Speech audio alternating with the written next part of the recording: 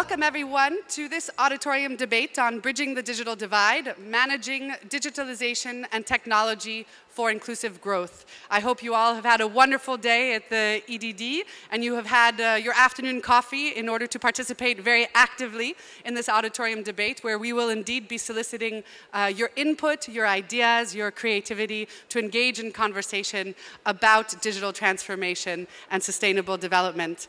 My name is Sasha Rubel and I am Program Specialist at UNESCO, coordinating our work on digital transformation and artificial intelligence. And it's a pleasure to be with you here today after the launch of the Digital Economy Task Force in Vienna in December at the EU-Africa High-Level Forum, Taking Cooperation to the Digital Age. The production of this report in such a short time, the Digital Economy Task Force was launched in just December 2019, is emblematic not only of the federating force and efficiency of this multi-stakeholder approach, but also of the commitment of all of the members of the task force. And we're very happy to have many of the members of the task force, brilliant minds, friends, and shakers in the EU and in Africa, here with us today to talk about the process of this report. The objectives of this panel discussion today are first and foremost to discuss how digital technologies are an essential element to meet the UN Sdgs by 2030 and fight inequalities in the developing world. Secondly, we hope that this panel will highlight the important work of the EU-AU Digital Economy Task Force and the report that was just recently adopted on 13th of June. It's here and it's for free online. If you haven't downloaded it, please do. It is a marvelous piece of cooperative work. If you see some of the lines underneath the eyes of some of the members of the Digital Economy Task Force, I think it's because they have spent many sleepless nights working on this to make sure that the recommendations are not only concrete, but also represent a way forward for cooperation between the EU and the AU in this important field. And thirdly, the objective of this panel is to discuss ways to address the digital divide through the development of inclusive policy agendas and actions. In the next hour and a half that we'll be spending together, we will look, after the introduction by both Commissioner Gabriel and Commissioner Abruzzi, who I will have the pleasure of presenting momentarily, we will look specifically at these three objectives through interactive conversation with the audience. It is important for us that this auditorium debate reflects the multi-stakeholder approach in which the Digital Economy Task Force occurred, and so we encourage all of you to participate very actively in the sections that we will have that will be an opportunity for you to ask questions to the panel members and engage in conversation. I'd like first and foremost to introduce our esteemed panelists here with us today. First, Ms. Maria Gabriel, Member of the European Commission, Dr. Imani Abu-Zaid, Commissioner for Infrastructure and Energy from the African Union Commission, Ms. Claudette Irere, who is the Permanent Secretary at the Ministry of ICT of Rwanda, Mr. Pierre Ghislain, in his home country of Belgium, Vice President of the African Development Bank, Mr. John Paul Hemingway, CEO of SES Networks, Mr. Hisham Al-Arab, Chairman and Managing Director of the Commercial International Bank in Egypt, Her Royal Highness Princess Abze Jigma, Chair of the Abze Jigma Foundation of Burkina Faso, and Ms. Inez Tatiana Hunju from Benin, who is one of our EDD young leaders, and we are very pleased to have her here with us today because it would be impossible to leave out the voice of youth in thinking about ways forward of enacting transformation, and particularly digital transformation on the African continent. I would just like to underline very quickly, before passing the floor to Commissioner Gabriel, that on this panel we have 5 women and 3 men, which is a particular pleasure for me to moderate today.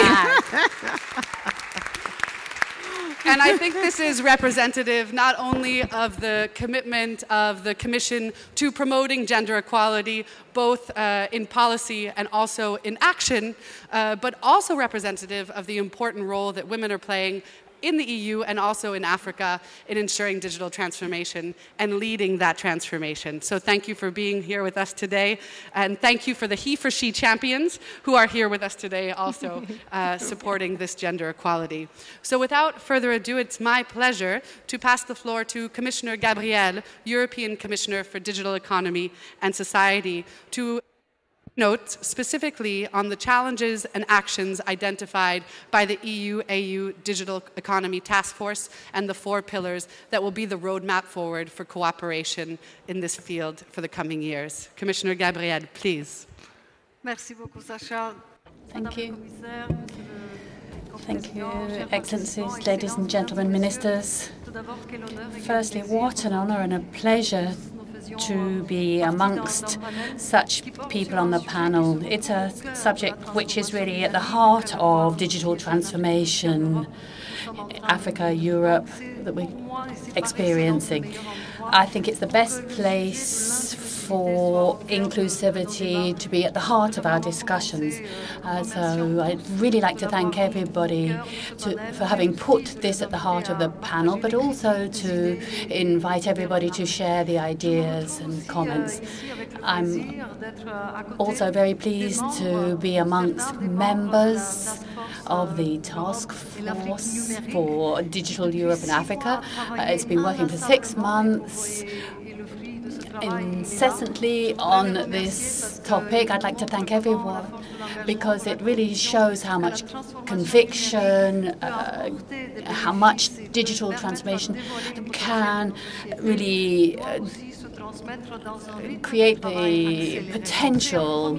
It's a first message. If we want to have greater inclusivity, we need also to change some of our working methods, accelerate and not just carry on down certain routes which we've been doing for decades, where women and people in rural communities need to be involved. So in 6 months, they've produced a report, the quality of which you will all see, which is one which identifies 4 pillars of connectivity and digital so digital services, and particularly the recommendations, specific recommendations it produced. So the question we all have to ask is how we can turn digital into inclusivity.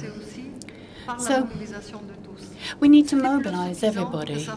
It's no longer enough for it to be just the institutions and civil society or the private sector. Today, we need to work right from the ground level through up to international level to mobilize, to get this digital transformation to be something positive for everybody. And particularly because the question of inclusivity is not just sustainable development and social justice. It's a powerful engine for security, peace and development. So I would also like for us to change the angle we're looking at, to bring everybody in to work together with them to promote common values, to have development which benefits everybody, both locally, regional, nationally and internationally. And these are the key issues. How we can improve access. I think that this is one of the key questions, because undeniably digital divide exists and we shouldn't close our eyes to this digital transformation, which can bring lots of benefits in terms of goods and services, but it can also make worse the existing divisions. So it's a real risk of greater poverty and social exclusion, marginalization of regions, communities and countries. And the signs are already there. So it's up to us to seize these challenges and opportunities. And so I think it's access to digital skills and services. It's not just a case of showing it's something that provides benefits, but if we don't have people who are able to benefit from it. So I think priority number one needs to be digital skills and access to those skills. There are very specific examples. In Europe, we have the European Code Week, which focuses on almost 2 million participants. And we want to get 50% of the schools in Europe involved in this initiative by next year. Firstly, it was 10%, which we got to in 2008, and moved up to 15% now. And you see this in the report and in follow-up. We've created a coalition for employment and digital skills, involved various national coalitions, and the aim was ambitious. It was to train 1 million citizens. In one year, they've done more than 11 million. So it shows the extent to which this type of platform can yield results. I'd also like to highlight women, access of women to digital skills. We all know incredible women. What's important today is to be able to support them so that the networks can work further. And these women can show us what new technologies, AI, blockchain, they're there to help their communities, but also their own development. If a woman develops it, a family and then a village develops and blossoms. I think we need to think particularly about rural areas. The divides are there, even in Europe. Lots of areas don't have sufficient digital connectivity, particularly in the rural areas. So we need to do something more. And there, the new technologies really offer us a great opportunity to reduce the barriers. So, bearing this in mind, I'd like to share the experiences that we've been going through. I'm very happy that the Commission has really put the digital at the heart of our partnership with Africa. You'll remember 2 years ago, we created the Alliance for Sustainable Development and Investment. And what's happened is that there's been a change of ideas and approach. And we've been able to create a message, more private investment, but by and for Africans. I think it's a question of respect and a real partnership, which is not donors, beneficiaries, but a partnership of equals with respect for one another. And that's why I'm very concerned not just to look for another partner to repeat the European examples. I want to support them in their own initiative. They have excellent ideas. I'm sure we're going to hear lots of them, and I think we need to follow them. And to give another sense to the word, another meaning to the word cooperation, I think that the discussions will contribute to this. The task force is part of this alliance, and I'll come back to this because it has done an incredible amount of work. I'd like to highlight one point in particular. 6 months of intensive work. Report finished. Quality there. Sublime. Now we need the follow-up. And that's always what I'm concerned with. We have all the great ambitions and the start, but I want to see the follow-up and the implementation. And that's why I'm really wanting to invite everybody, particularly the people in the room, to put forward ideas. We've got the 4 pillars, but in each of these pillars, there'll be a couple of priorities which are realistic,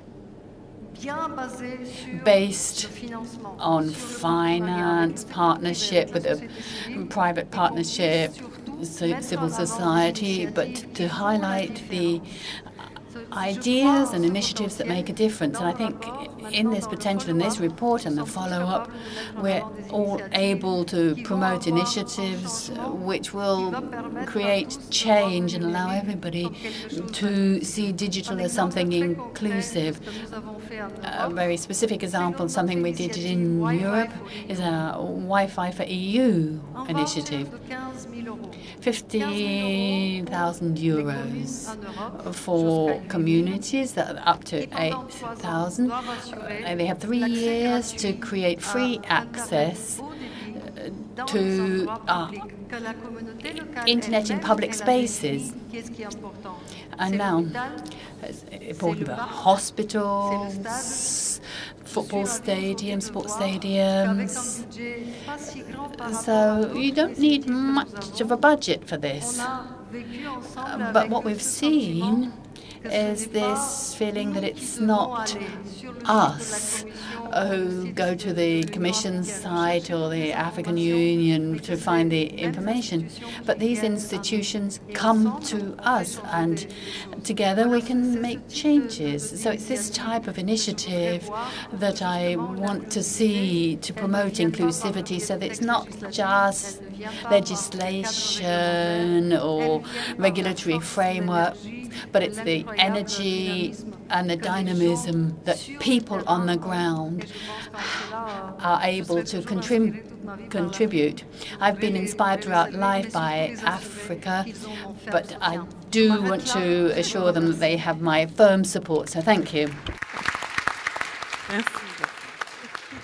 Thank you very much, Commissioner Gabriel. You incarnate in many ways the commitment and the important role that women are playing in digital transformation. So thank you very much for the work that you do in promoting this work, not only in the European Union, but also across the African continent. It is my pleasure now to pass the floor to Dr. Imani Abruzzi, Commissioner for Infrastructure and Energy at the African Union Commission. Merci, Natacha. Bonjour tout le monde. Hello, I'm representing the President of the African Union here, and Commissioner, ladies and gentlemen, distinguished guests. First of all, I'd like to say that I want to pay tribute to the members of the task force. They were an extraordinary group from Europe and from Africa, with representatives of practically all sectors. And as the Commissioner has just said, they've done an outstanding job and produced a report which is realistic, feasible, relevant, and, as has just been said, of extraordinary quality. And so I'd like you to join me in a round of applause for that fantastic team.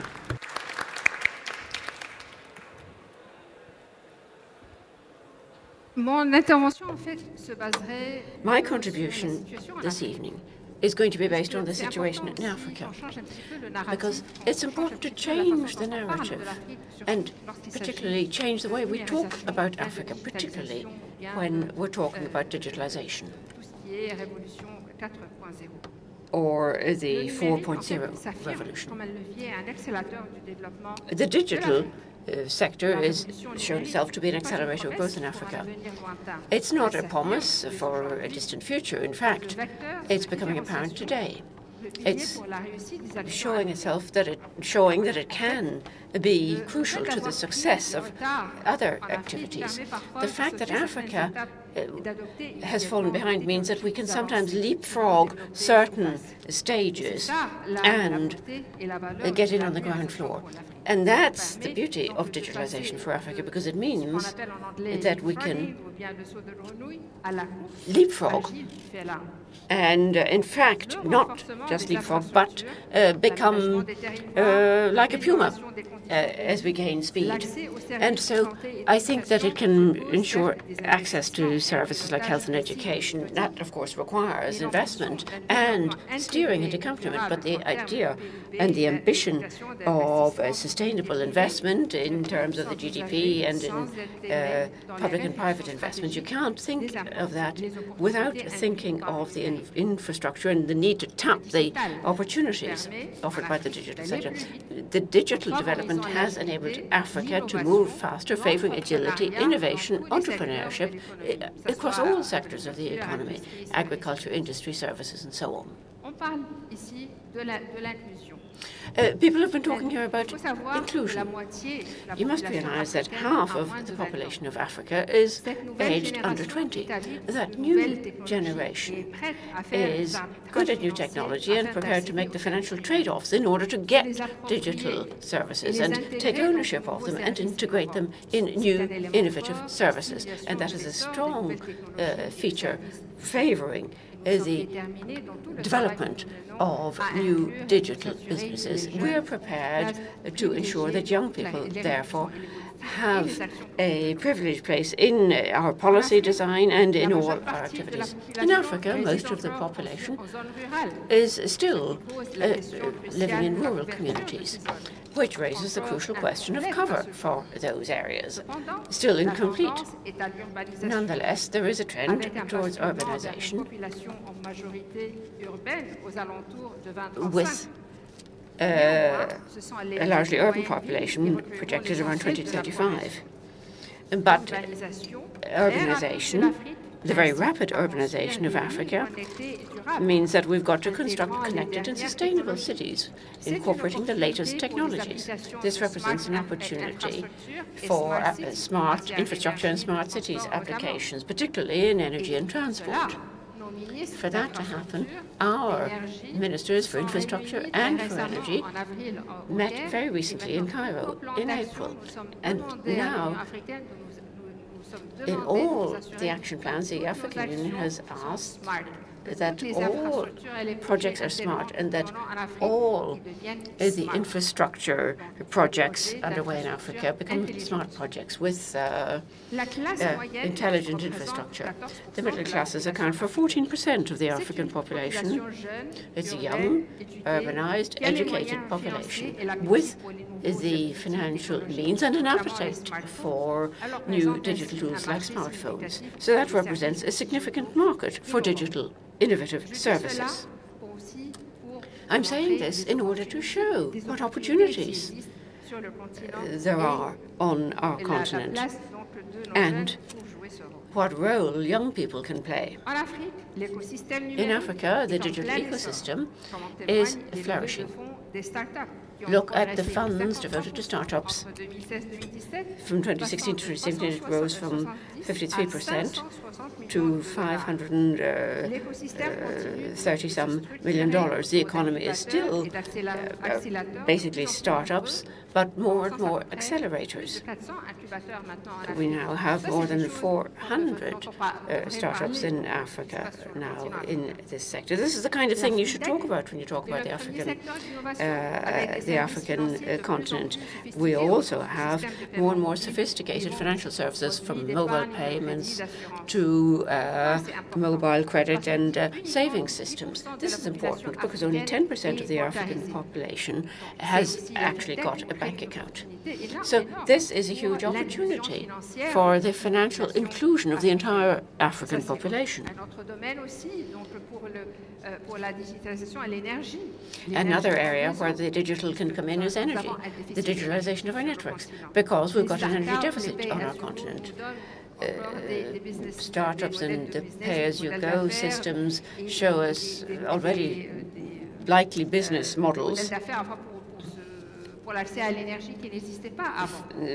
that can also provide access to energy, which people didn't have before.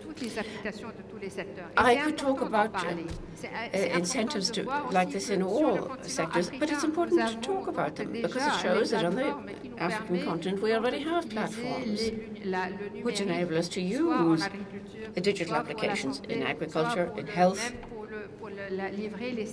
or even in the rollout and delivery of services for all. And that is the strength and the beauty of digitalization. In Africa, sometimes people tend to talk about the absence of a silver lining, but here we have opportunities we didn't think existed. The digital sector will enable us to move further, faster. We're not just talking about the divide between the rural and urban sectors either, or the divide between men and women. We must recognize that we have countries where we have liberal go-ahead policies, but we also have enclaves where we need to ensure that all African countries become connected. I've talked about the urban-rural divide, I've talked about young people, but I need to get the point across that, as the Commissioner just said, we need to think about this in such a way that the entire population is connected and has the means in terms of skills and digital education to access services. We're now developing the program for the digital ID cards, and we're working on physical connectivity, the physical infrastructure, and we're working with our partners, Europe first and foremost, on the different projects that we need to raise awareness of, so that everybody is aware of these new technologies and what their significance can be. And I think in the different countries, in the country strategies, you will find that digitalization is moving fast up the agenda, and up the agendas of decision makers too. So I think that the real thing to remember is this is not a handicap, it's an opportunity for Africa. It's a continent where things are moving, where things are leaping forward. And I think that all across the news now, you'll be reading about the African free movement and freedom of exchange area, which is going to be huge. And I think that this too is going to provide further incentive for, but a further opportunity too, for digitalization. We need to move forward. Given the wonderful work done by the task force with representatives of business, the institutions, civil society, we now need to make sure that this bears concrete fruit within a feasible timeline. And I can reassure the Commissioner, because in the group we've already started thinking about this, but also with representatives of different institutions and also with representatives of some governments who are present here. And I very much hope that by the end of this year we will have firm commitments from our governments based on the recommendations of the report. Thank you. Thank you very much, Commissioner Abruzzi, first and foremost for all the work that you're doing on the ground to implement Agenda 2063 of the African Union, which recognizes very clearly the role of digital economy and digital transformation in the sustainable development and transformation of the continent, but also for very clearly underlining the incredible innovation coming out of the continent, out of necessity, in fields such as fintech, that can really be not only scaled across the continent, but also in the European Union. And we're very happy to have with us Mrs. Irere from Rwanda here today, who I'm sure we will hear from later, as it concerns good practices coming out of the African continent that could inform policies and programs across Africa, but also in the European Union, which exactly in this way changes what Commissioner Gabriel underlined as it concerns how we think about cooperation and development. So thank you for those introductory remarks. Very briefly, to start off on our participatory section of this auditorium debate, I hope you're sitting next to people that you don't necessarily know, and I would like to take 1 minute while the room dégage this podium. If you could please stand up and say hi to your neighbor, and in 1 minute or less, exchange about how you think digital technologies are essential to reducing inequalities and meeting the Sustainable Development Goals. I'm timing you. You have 60 seconds. Say hi and be nice. We too? Oui, bah oui. You do the same. Yeah, so. Hi. Hello. Hi. Hi.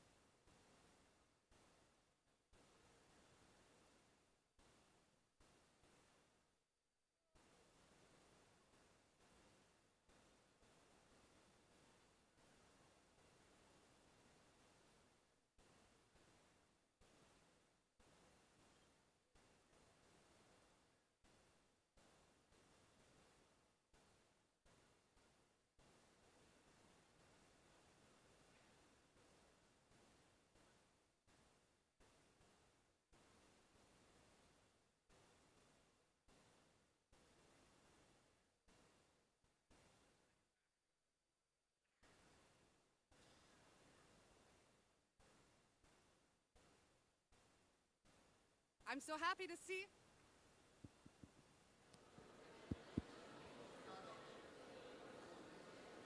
So please get back to your seats. I hope this is the beginning of a conversation that you'll be able to continue over coffee or a drink after this auditorium debate. Please take your seats.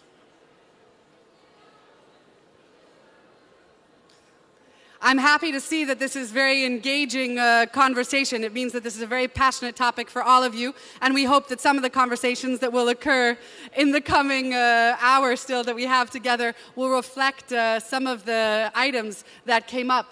I'd just like to underline that in framing this first part of our debate, that the digital economy in Africa, as Commissioner Abruzzi underlined, provides not only opportunities for increased job creation. Often when we talk about digital economy, we go to numbers, right? We say, okay, well, concretely, how many jobs for youth in Africa, which is a very important demographic, will investing in the digital economy create?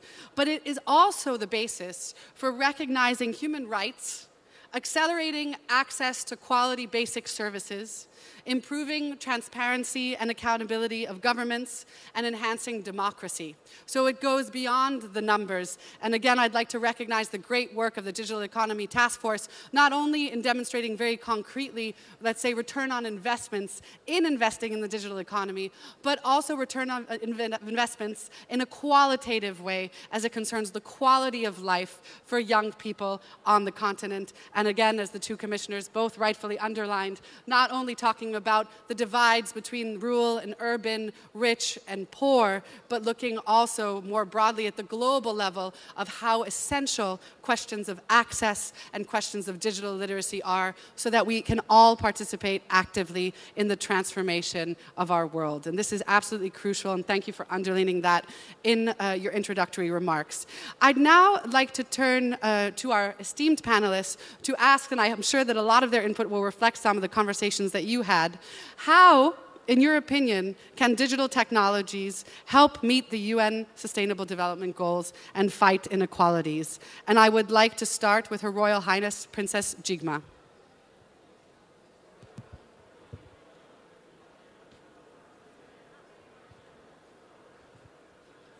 Hello? I can speak louder. There we go. Okay. There we go. Your Excellency, Mrs. Commissioner from the African Union, Your Excellency, Commissioner for the European Commission. You see that I'm emotional because what you have said and the sisters, she paved the way. That's why also that I'm here. Education is key.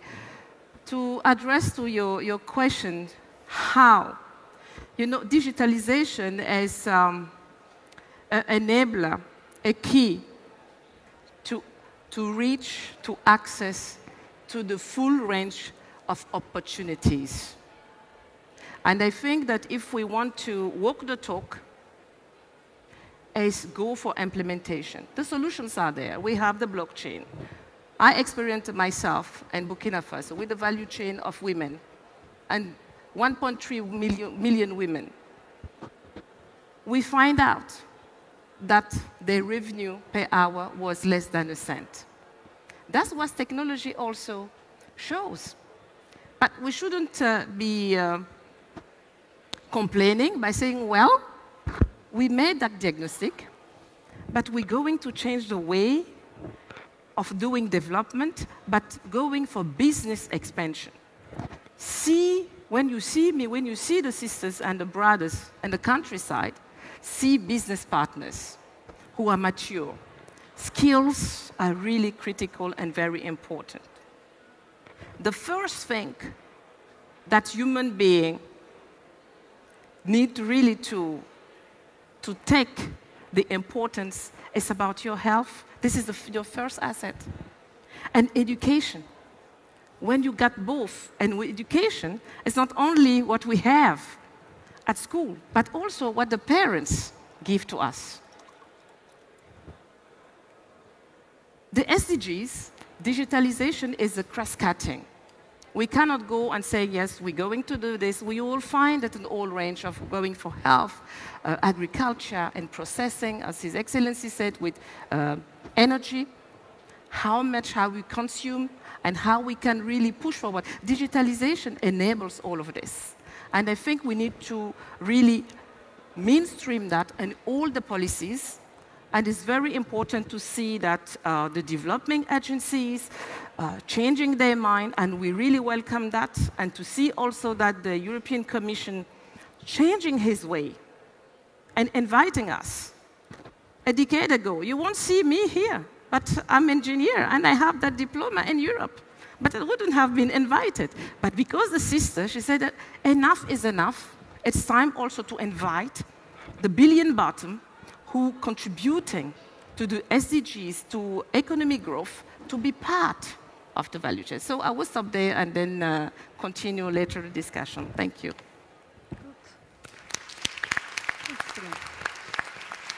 Thank you very much, Princess Jigma. Mrs. Irere, how do you see digital technologies contributing to the achievement of the SDGs and reducing inequalities in your vast experience, both as an entrepreneur, but also now as a member of the government of Rwanda? Thank you. Can you hear me? Yes. Well, thank you very much for the question. Distinguished panelists, excellencies, all protocol observed. It's my honor and pleasure to be here and to be able to share experiences, my own experience, but also the government of Rwanda's experience in this whole digital journey in reducing inequalities. And I would like to really emphasize that, yes, technology or digitalization has the power of actually reducing the inequalities. And I'd like to probably depict this with an example of, we've seen what, when you put technology in the hands of the people, you know, when you're able to invest enough in putting technology in the hands of the people, there's a wave of opportunities and possibilities that just unravel, and you know, it can blow your mind. Rwanda in 2000 made a deliberate decision, and they made technology a cross-cutting pillar in its development pathway. And it wasn't just a plan, and I'd like to emphasize, because I heard you talking to the colleague about an action plan. Now that we have a report, where's the action plan? It was a phased approach to this journey. And the first phase was actually ensuring that the leadership is put in place.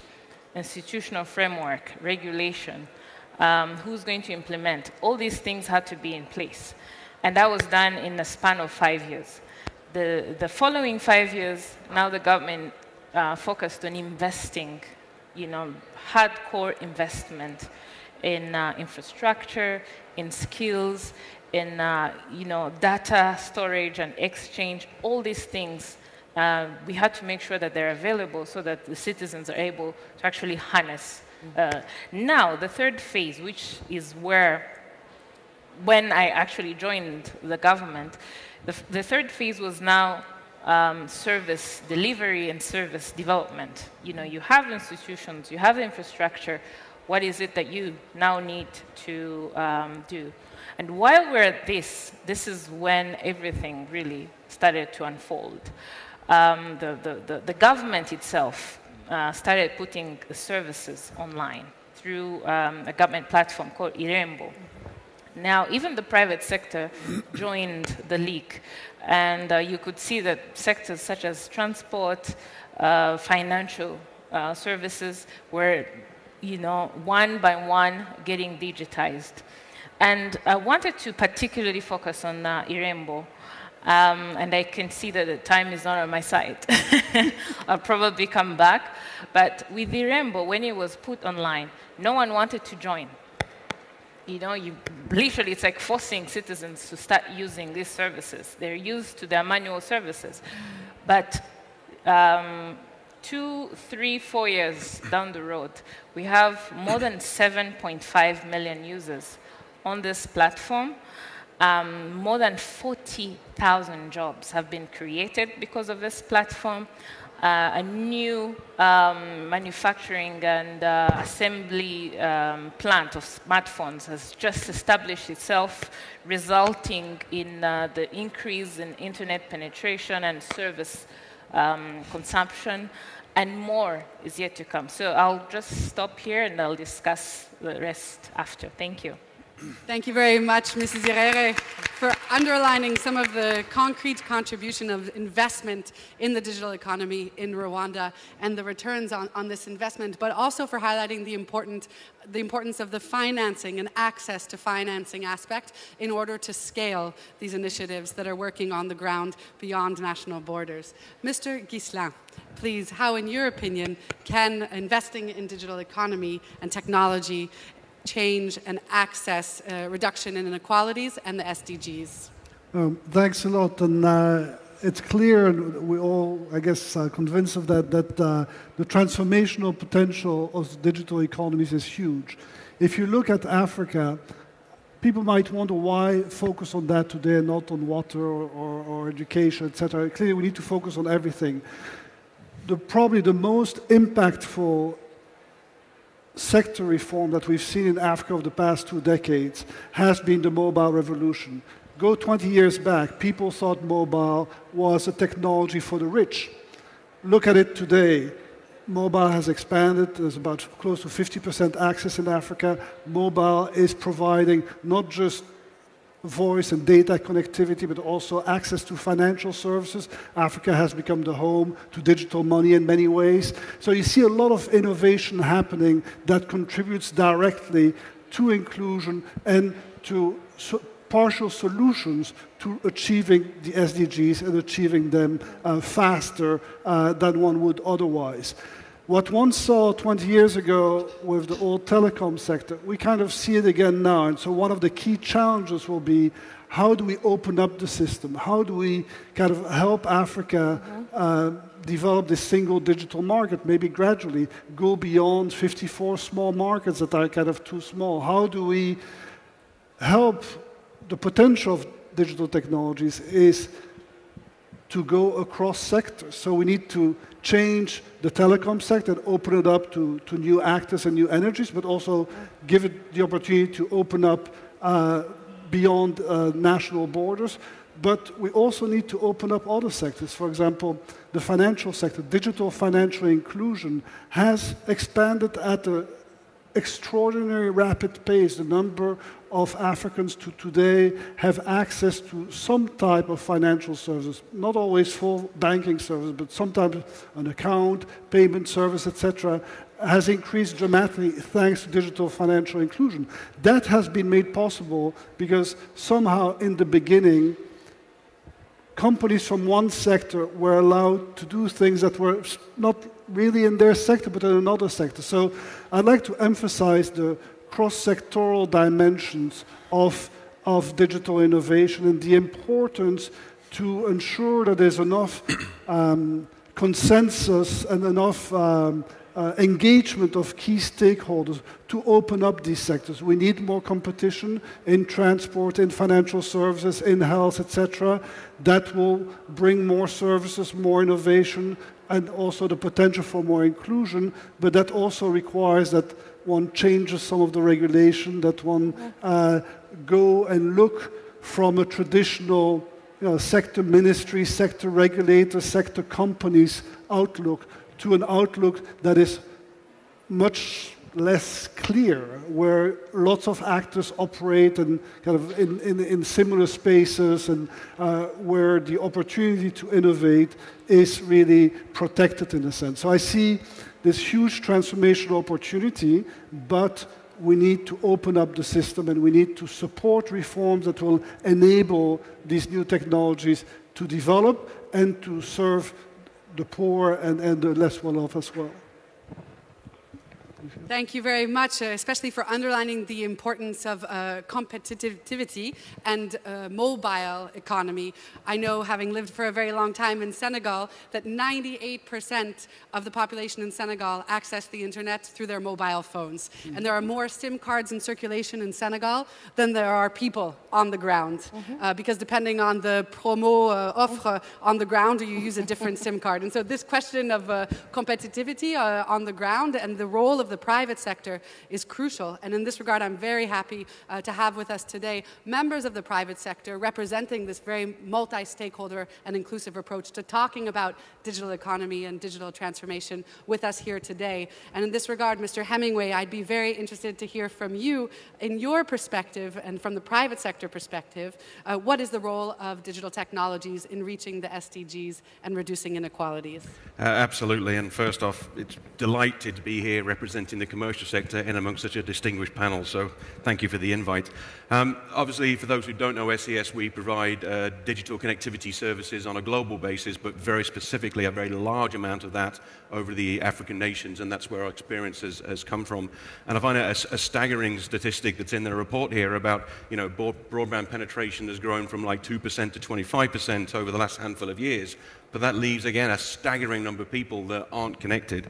And a related report I was reading that also said somewhere between 8 or 9 out of 10 young people do not have access to the internet. And whilst we get incredible good feeling from connecting cell towers for 4G rollout, and that gets good people's social access, what we find way more important is when those young people grow into young business leaders and they have access to cloud productivity tools, so they can develop their businesses using the next generation of tools rather than relying on sort of yesterday's generation of technologies, and that's really significant. And the other thing I'd say from a sort of private entity point of view, we've done lots of projects, and I think the sustainable point in the SDGs that the UN have laid out is how do we make these sustainable and not just projects. And I'll very quickly outline the 3 that we tend to have some ingredient that I think we can leverage. The first is the projects that have been in support of e-government, e-health, e-education. Yes, they're typically funded by the local government or some other such body, but they're delivering a specific social benefit. But the follow-on from that, these become hubs of learning, hubs of training, hubs of shared experience of what the internet can do for people who go and use those hubs way beyond their intended purpose. So I think more of those projects will give us an expanded use of what the internet can do. The second one is where we've managed to find local partners, which I'll be honest is sometimes hard, where these local partners are providing internet services on the back of our services. They know the local community, they know what the community wants, they know what content the communities want, in what languages they want, they know what town to go to next. And when we've found that secret sauce of having the right partners to do that, that's been a really successful model for us. So again, number 2 of the some things there that we can sustain, I think is there.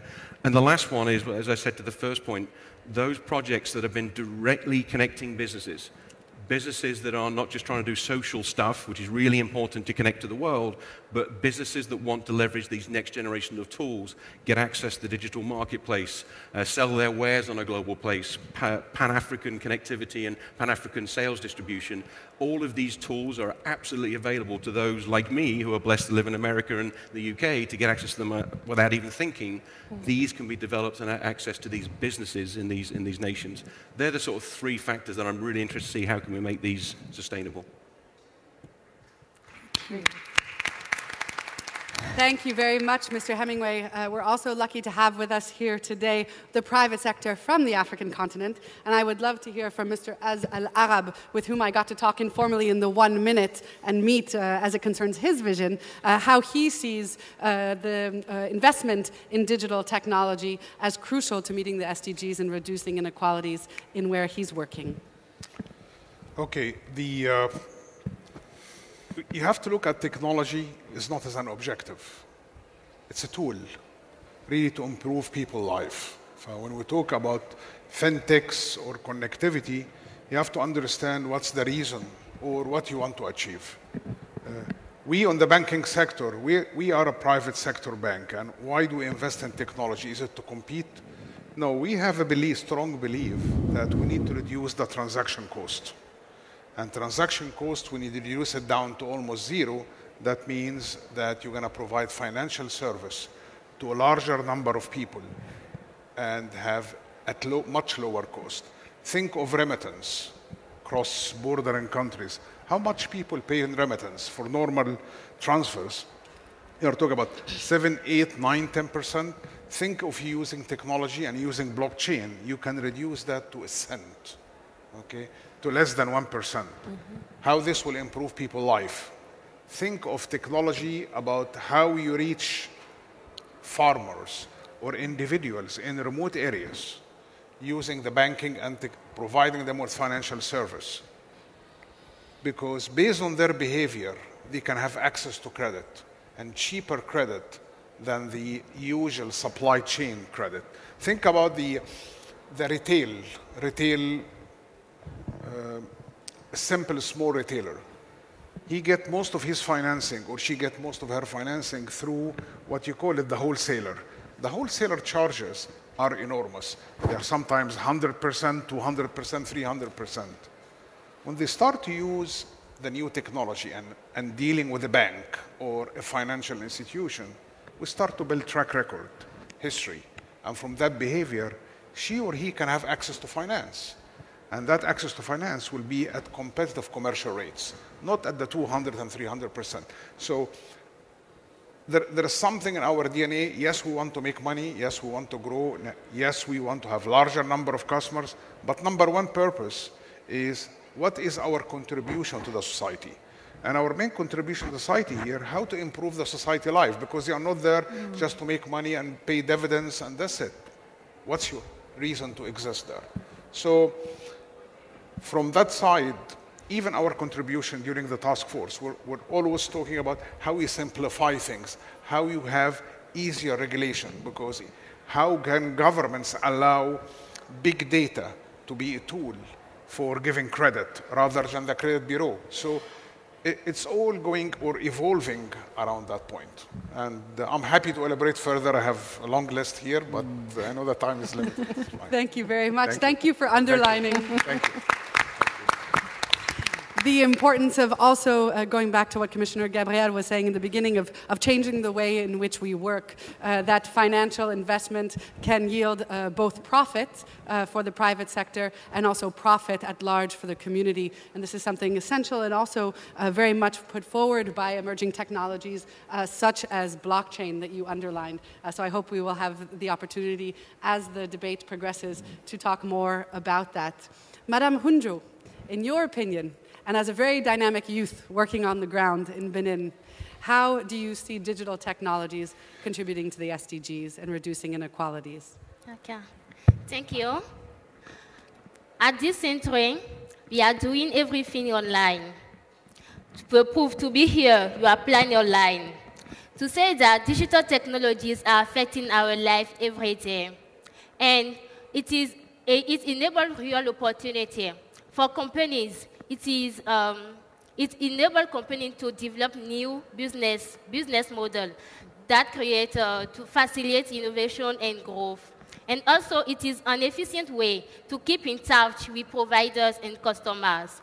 For young women, it is an opportunity to express themselves by blogging, for example, and also to start a business and have purchasing power by trading online, for example, and then they can achieve SDG 5, gender equality, and also SDG 8. For young people, access to internet and to this technology could help them to fully realize themselves and then break the cycle of poverty, achieving SDG 1.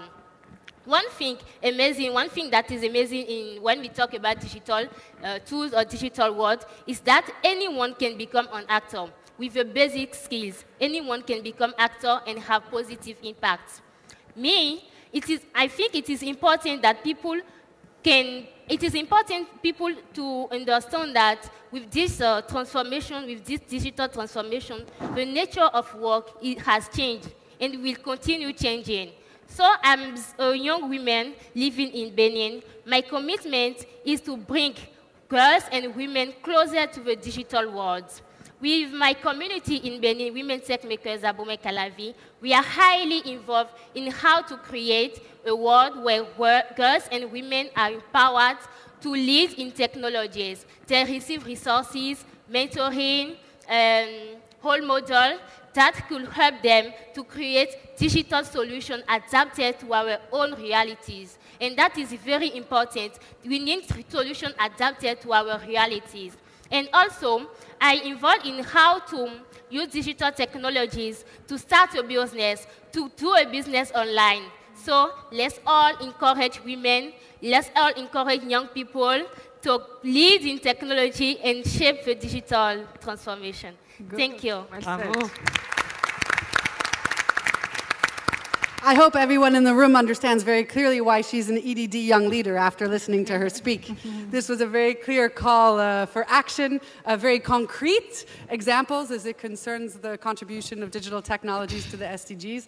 And particularly, thank you for underlining that anyone can become an actor. And I would add here that not only can anyone become an actor, but everyone has to be an actor. And we move from this multi-stakeholder approach to an omni-stakeholder approach, thanks to investment and access to digital technologies. So thank you for underlining that. I know you have had a call that you are launching as it concerns participation in the African digital revolution, and I will be the first to sign up on it once it goes online. So thank you for all of the work that you're doing on the ground there. I would like now to transition to our second sequence, which looks specifically at talking about key recommendations of the report of the EU-AU Digital Economy Task Force, New Africa-Europe Digital Economy Partnership, accelerating the achievement of the Sustainable Development Goals. I mentioned it in the beginning, but it is available online for free. Please download it. I know that this is the first of several milestones going forward where multi-stakeholder consultation and input will be sought in order to implement the recommendations made, and we welcome all of your input here today in that regard. I would like to first pass the floor to Mr. Ghislain. It's a pleasure, as always, to see you, particularly again in your home country. You are Vice President of the African Development Bank, and in this regard, you have coordinated the bank's High Five priority to industrialize Africa and co-steer the Integrate Africa initiative. In this framework, you also co-chaired the Digital Economy Task Force with Ursula Owusu-Ekuful, Minister of Communications from Ghana and a shiro to many women working in the digital space. Could you please provide us with an overview of the report and the process of the task force?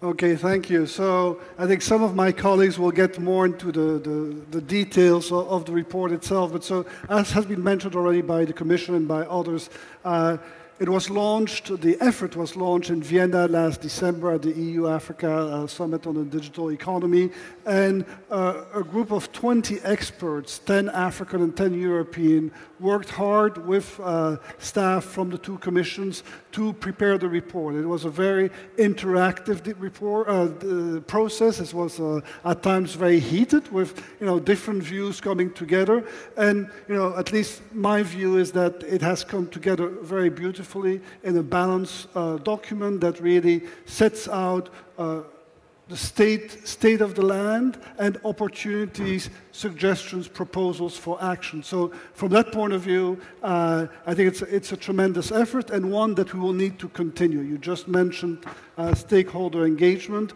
We need to take this report to Africa now. I mean, it was in Bucharest, I think, last week, and in Brussels this week. We need to take it to Africa. We need to socialize it there, get people involved, because a lot of the recommendations could really have a profound impact. As Commissioner Gabriel and others have already highlighted, the report is organized in 4 main sections. The first section is really on expanding connectivity and access, with an emphasis on universal access to broadband services, seen as something really important to enable full access to the digital economy.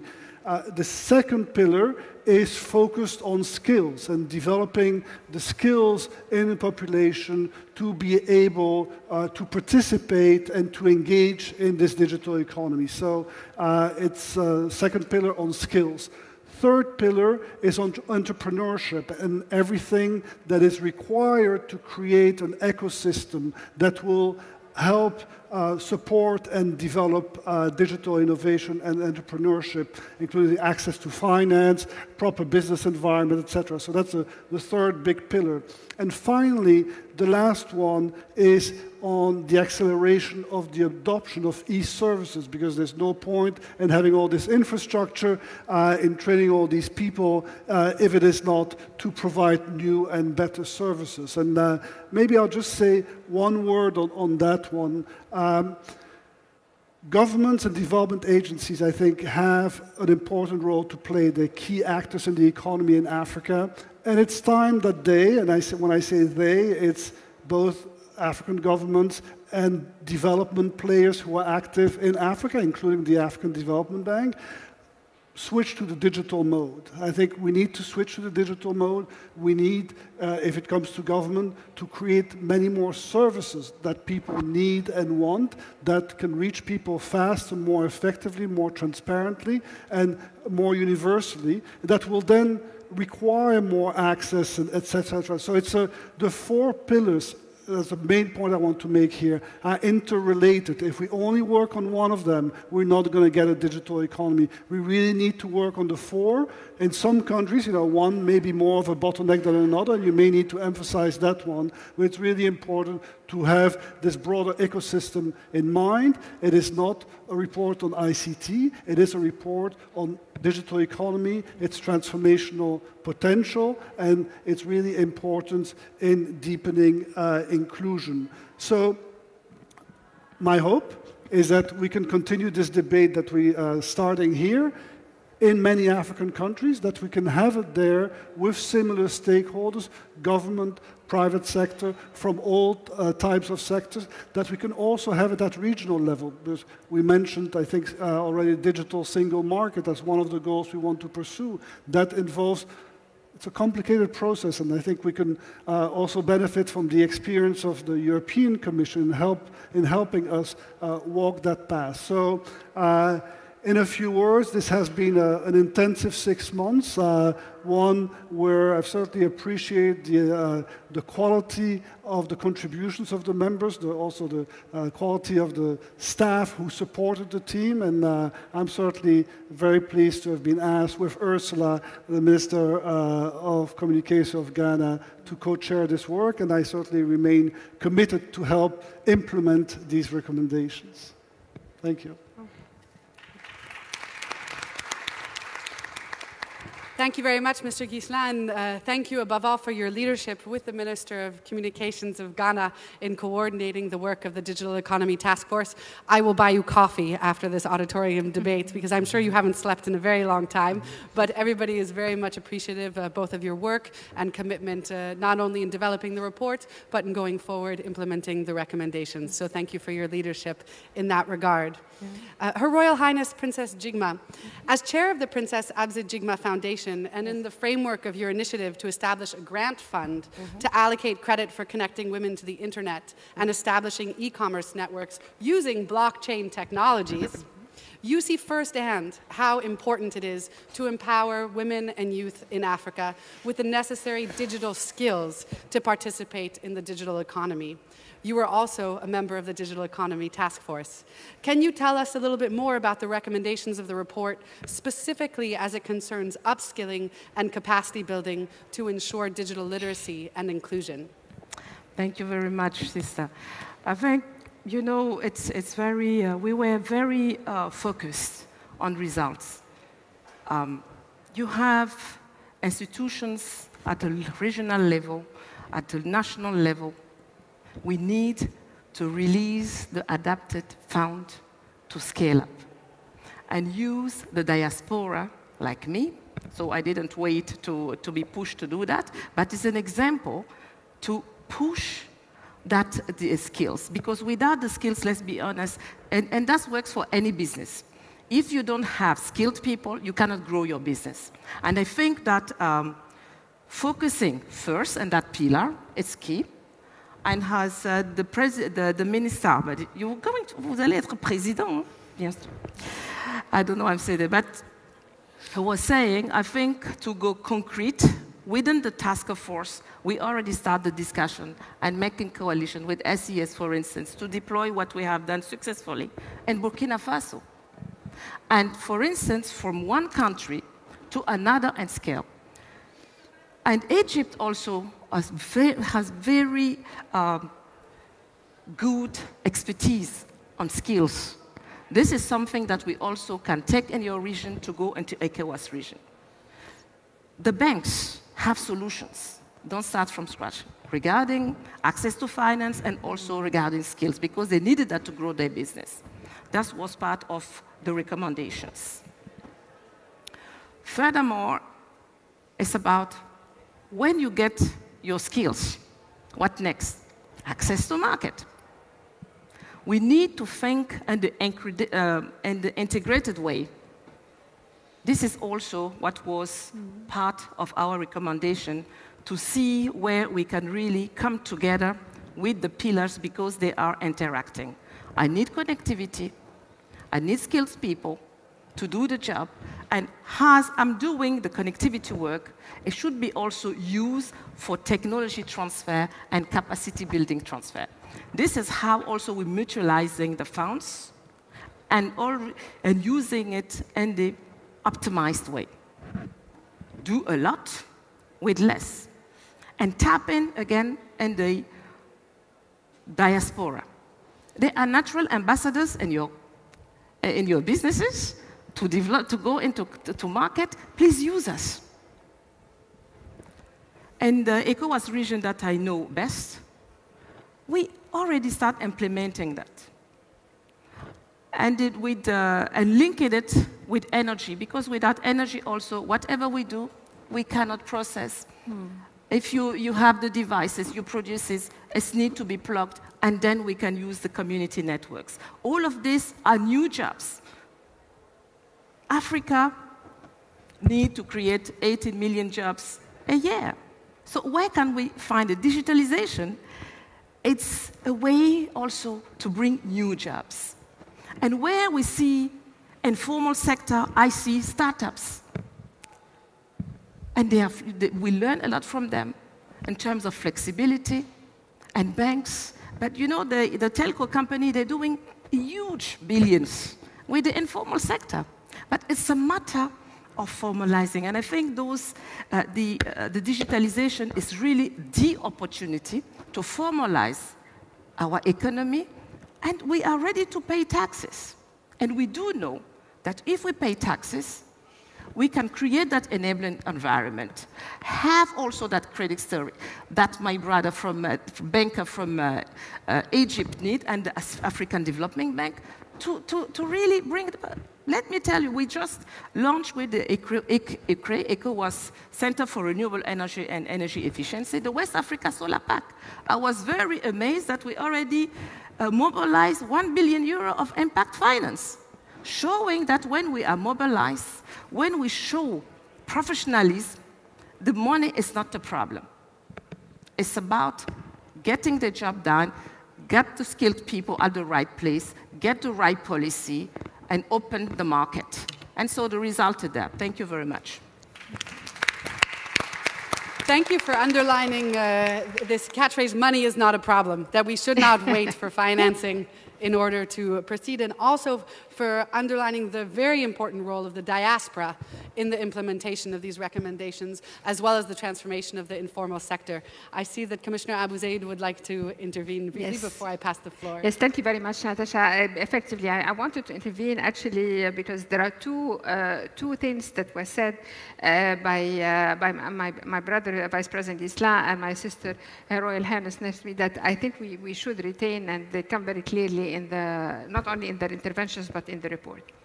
One, that our work is people-centered. And here I want to build on what Mr. Eservices just said.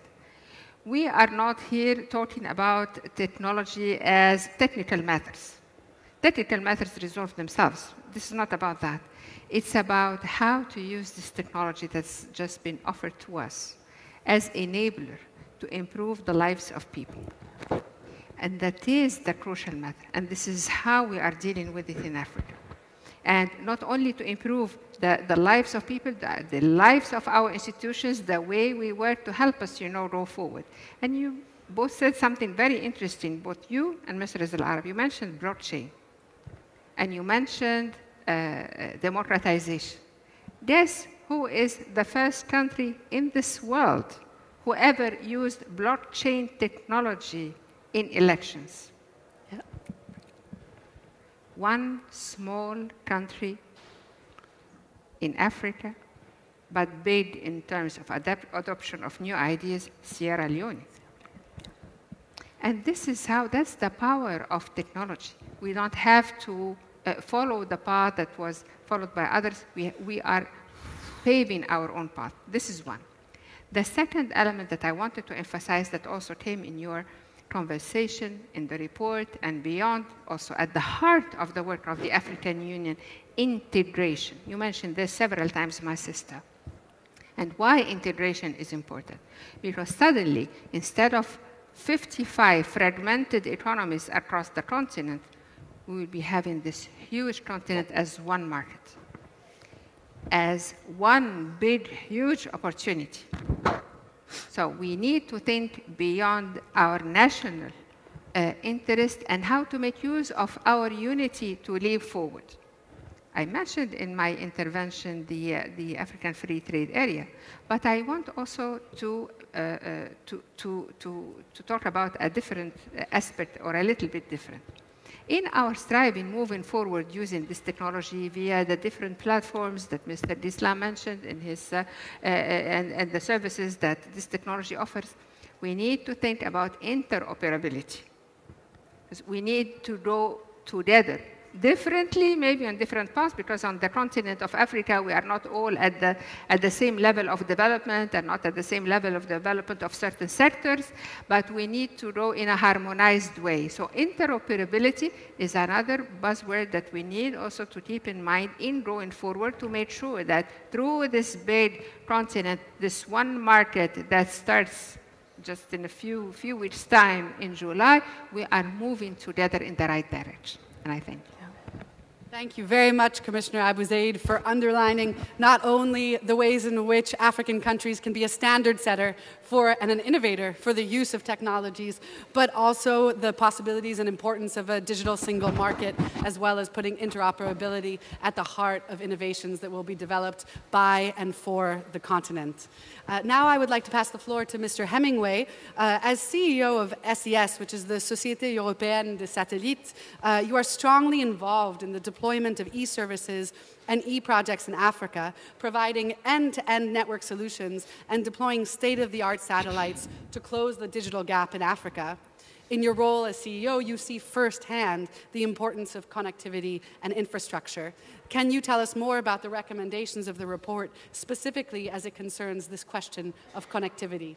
Absolutely, and obviously connectivity is one piece, as we've been talking about before. It's the skills, it's the business models, it's the financing. But to focus back onto connectivity for a second, I think one of the critical points of the report is that you need to connect to where the communities are. There's been an awful lot of focus and investment and subsidization on the international connectivity. Very large submarine cables connecting into the coast of Africa. And if anybody's looked at these digital maps of Africa, you'll see almost like capillaries or tendrils coming in from the coast. But guess what? They stop in the middle. So what we've got to look at is how do we bring complete connectivity solutions, and I'll use the phrase interoperability as another great one here. We have to look at fiber, at satellite, at Wi-Fi. All these last mile technologies need to be brought together, and I think the report does a great job of saying we need to bring these together in an ecosystem. Otherwise, you won't get to where the users are. I mean, I think the report calls this out. There's over 500 million people, even after all these cables going in, will still be more than 25 kilometers away from that nearest cable. So they're not going to be able to get the benefits of this high-performance broadband. So that's one of the things that we as industry and the report calls out is we've got to bring all of these technologies together, integrate them, and by the way, find out fantastic local technologies that are being developed. I was speaking to Princess Tajima before, and there's some fantastic companies. We could build all this great communications technology, but if there's not a power grid or if there's not a local power system or local solar panels, it's not going to do anything, it's going to be dead. So we have to bring this together. So for me, one of the biggest takeaways is seamless connectivity beyond just international, cross-border connections, national backhaul, and last-mile technology, all underpinned by the power systems and everything else that goes with that. There's a huge amount of investment going on, making these things simple to deploy, simple to maintain, because these are hard-to-reach places in some cases. The second piece, I won't reiterate too much, is the funding for these. You know, we've found the most successful ones have got some kind of PPP, the public-private partnership, to get these things off the ground. And they need to be structured in a way that address both CapEx and OpEx spend so that they can be delivered for a point until they're sustainable. I go back to that sustainable point. I don't want to see a project last for 6 months. That's no interest and no use to anybody. And the last one is a call to the sort of regulations. And again, this is almost under the banner of integration again as well. If each country is going to have a different set of regulations about who can operate, what kind of services that you can operate, the spectrum that's available across, again, Wi-Fi, satellite, cellular services, if we want to deliver something at scale, it'd be really great to get a common standard of these regulations. What can we all do? And if we can do it at scale, we can do it far more effectively. So that's something that I'd like to see. And there's a great example. If we're going to go to a small community, you're not going to have 3 people building telecoms networks out to that small community. You're going to build it once. And if we can get regulations that solve how network sharing, which is a really well understood concept, but to do well needs good regulations, how do we do network sharing successfully? So you build it once and have 3 people serving services. That's something else that we would love to see rolled out more universally. Thank you very much, Mr. Hemingway, for underlining also the importance of public-private partnerships. This goes back also to what the Commissioner was saying in her introductory remarks with regards to changing not only the way we work, but how fast we work, and the ways in which public and private sector partnerships can accelerate this kind of cooperation and transformation on the ground is absolutely essential. You also mentioned the importance of regulation, and I think right now we're witnessing a very interesting time of changes in the way in which we regulate or co-regulate. And so that is also something that I'm sure we will talk about further in the debate tomorrow, also at the report with regards to models for co-regulation. Mr. Az Al-Arab, as Managing Director of the Commercial International Bank in Egypt, you have been awarded the Emirat Finance's Best CEO in Egypt and Africa Award, and in 2016 was recognized by Euromoney for your outstanding contribution to financial services in the Middle East. So clearly, you know very much firsthand the importance of ensuring quality e-services, but also entrepreneurship skills in order to transform not only the lives of individuals on on the ground in Africa, but the lives of the that change because of the services that are provided out of these innovations. Can you tell us more about the recommendations of the report in the field of entrepreneurship and e-services as a very successful entrepreneur yourself? How much time do I have? 4 minutes. And I'll do jazz hands if you go over. Okay. Well, I'll try to be very, very brief because the report full of details, but I will highlight only the most important things. When you talk about the entrepreneurship, I think the promote and harmonize the digital enabling environment is across Africa is the key thing. And one of the recommendations we made is the lower regulation, administrative barriers, more policy flexibility, and provide public-private dialogue, which you mentioned before. This to support the national governments, really to understand the impact of laws on the future of the entrepreneurship. The other thing that we recommended is the Pan-African financial inclusion and access to finance. And let me tell you this about the access to finance. Think about that last year. The startups in Africa got almost 1/5 of the financing that India got, and India got 5 folds more for a startup financing. And this is why in the report we say governments has to co-invest in startups. We're not saying the government should invest in startups, but they need to co-invest in startups with the private sector as well. That will help a lot the entrepreneurship. When you're talking about the e-services, the 3 pillars there is the e-governance service, e-commerce, and what you call it, the digital financial services. I will stop only at the e-commerce because this is very critical. And since Commissioner Abruzzi is here, I think integrating the e-commerce into the African continental free trade area this is going to be very important to help the e-commerce. And by the way, e-commerce will never work without financial inclusion, because by unifying the payment system in Africa, that makes it easy. I will talk about personal experience in the past, and I was just telling one of our colleagues here this afternoon, what we used to do before is if I'm dealing with a bank in Nigeria or a bank in Kenya in trade finance, we used to go to a third party to confirm our transaction, a letter of credits. And we decided, give me a break. I cannot be part of this continent, and I want to invest there, I want to do business there, and I cannot deal directly with my counterparts there. So we started in about 8 countries in looking at the counterparties there. And we picked so far in our pilot project 27 financial institutions that we are happy to do directly trade business with, either imports or export cross-border. And by the way, if each single financial institution, leaders on the market, start to do that, that will facelift how trade is being done. Okay? I can go on if you want. I have a long list here. But one thing I have to say here, I'm really very proud and honored to be part of the task force. And maybe at the beginning, people were saying, private sector bank, why there? We really enjoyed it. We learned a lot, and we contributed, I think, a lot to the report. In a nutshell, if you ask me again, I will do it once, twice, 3 times. We will devote the time with the team. Because the outcome of this report is, it tells us all there is a common ground between the European Union and the African Union for cooperation and for future development. Thank you so much for inviting me. Thank you.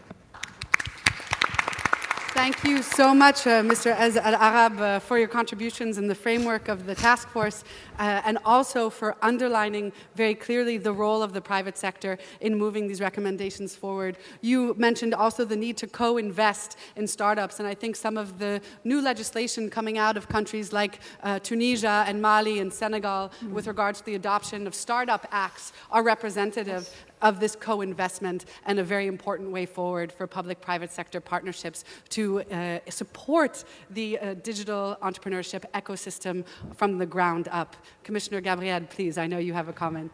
Thank you very much. I just wanted to draw your attention to one of the measures set out in the report. Now, obviously, I've listened to all of your recommendations, and you didn't disappoint. You really went to the heart of the action. But let me talk about the digital innovation hubs. Now, we have moved from 320 to 440 labs. And we're facing up to the same challenges. The challenges are there. They don't link in sometimes together. We don't know who's specialized in what. But there are a few things that are missing, and I think we're going to translate those for the digital innovation hubs in Europe. Now, there's a digital innovation hub in each region. So, let's say you're in a rural area. Well, it's not the same. Well, so you shouldn't have to go 600 kilometers to go to one of these hubs. So that's a very important dimension. It needs to be close to people. Furthermore, we need to ensure that SMEs have access. They should have priority access. They should be able to go to one place where they can say, look, your product is focused on a particular niche. What kind of financing is available at a national level, at an international level?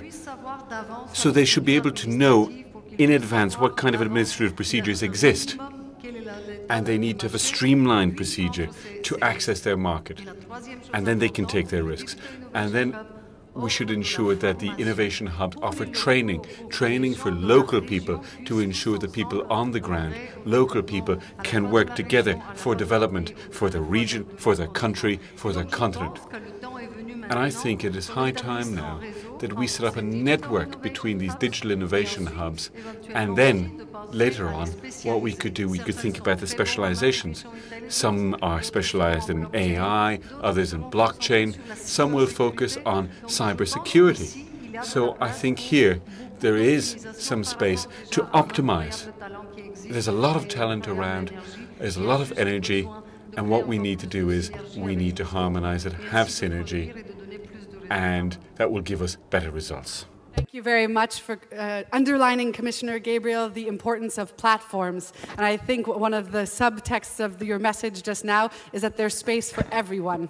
And what we have to ensure is not only that we cross-cut and mainstream investment in digital technology across all sectors, but also that we ensure international platforms for cooperation and dialogue so that these hubs are talking to each other and can build on these experiences. Thank you for underlining that, and also for championing the establishment of many of these hubs, both in the EU and in Africa.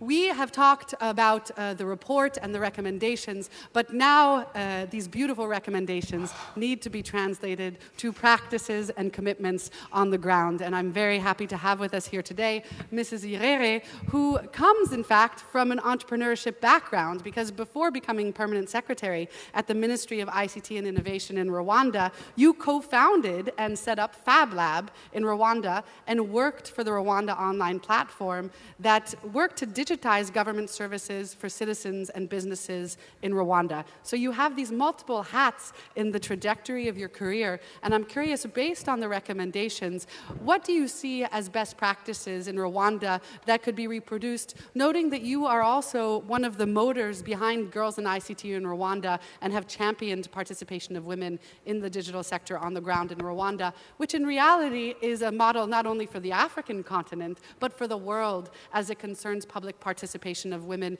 in the digital sector, in government and beyond. Thank you very much. I think that's a very loaded question. But yes, one of the things, and I think I also talked about it, I think that leadership and being deliberate about some of these actions is very important. You know, part of the main reason why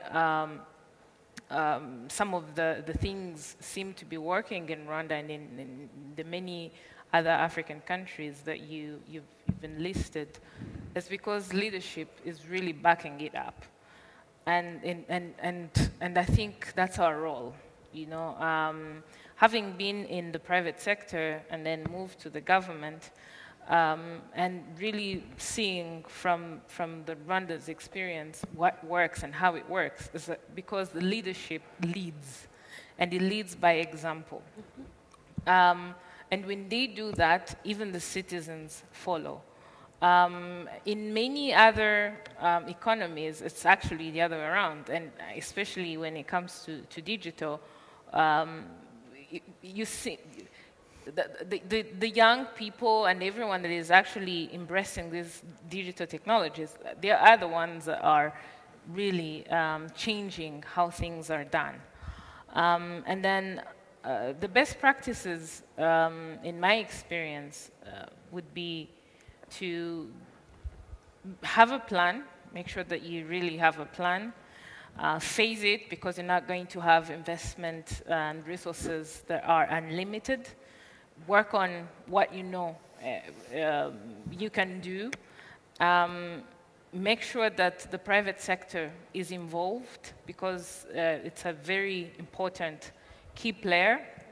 Create the excitement around what you're trying to do in youth. I think you just mentioned the hubs, the innovation hubs are around the continent. Use them. Use them to actually instill the change. And then lastly, create policies and regulations that are very inclusive in a way that you think about even the people that no one ever thinks about. Earlier you talked about how in our phased approach, in our third phase, service delivery and everything else that came up, we realized that something was not working. You've put all these government services online, you've really heavily invested in all these things, but then citizens are not using these, you know, these services, these platforms that you've put there. The return on investment, it's like, you know, there's this analogy. It's like taking a walk in a highway that you've really invested in so much. And so, but the missing link there was the digital skills. People did not have the skills. And we had to really go back and redesign programs that now actually ensure that not only you're targeting citizens, you know, in general, but you're looking at women who tend to be, you know, behind, are not included. You're looking at people with disabilities. You're looking at youth, and you're actually looking at the population in general. And we've had to come up with the National Digital Talent Policy that looks at the different levels that you need to address. You have the pyramid, the base of the pyramid, where you have more than 5 million citizens that don't have any whatsoever basic skill to do these things. And then you have the middle layer, the digital workforce that has a little bit, but that needs to be improved because they're not actually even consuming what you've put online. Then you have the top of the pyramid where you have the elite. And the elite always want to go and work abroad and work in these big, you know, no one is coming back. And we've had to redesign programs that actually address all these levels. And so, in a nutshell, I think the Rwandan experience is not so much about, we've not done any miracles. It's actually going back and understanding our own context and looking at really evaluating and assessing at every stage and seeing what is it that is not working and how do we make sure that we move forward together. Thank you. Thank you very much for highlighting the experience of Rwanda. And above all, the need to have a plan developed by and for Africans in Africa.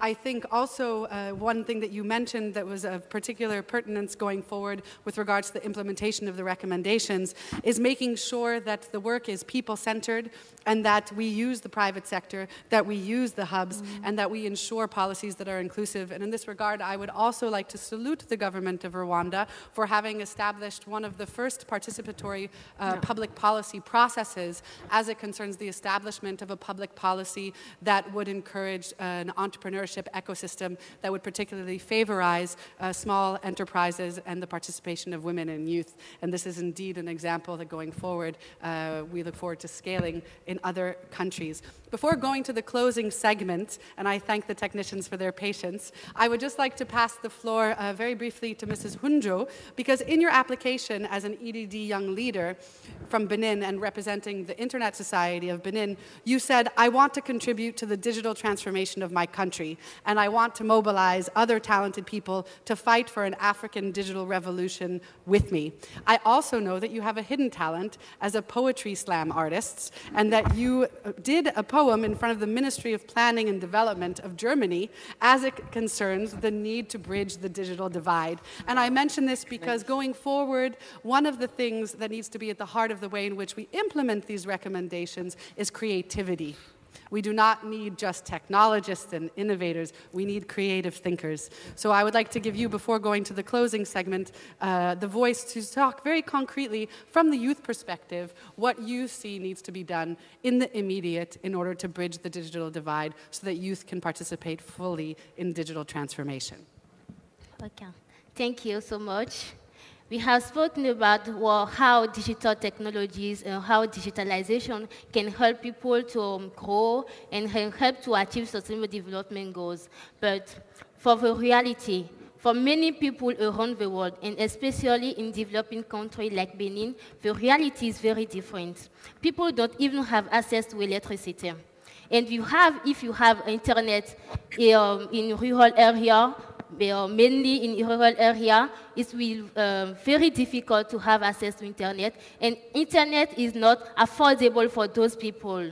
So I think it is very important to work together, because some countries in Africa are able, well, I think, yes, are able to start and grow with digitalization, and yes, there are lots of who are not able to shape this transformation. So people, African countries need to work together, because for 90% of the job now and for the future, we require and are requiring technology and digital skills. So it is important that all the policymakers and all the policymakers at high level and at local level be aware about the importance of digitalization, because we need to, it is important, it's very important to know that, because we know, yes, Africa is the youngest continent, but Africa is not really led by youngest.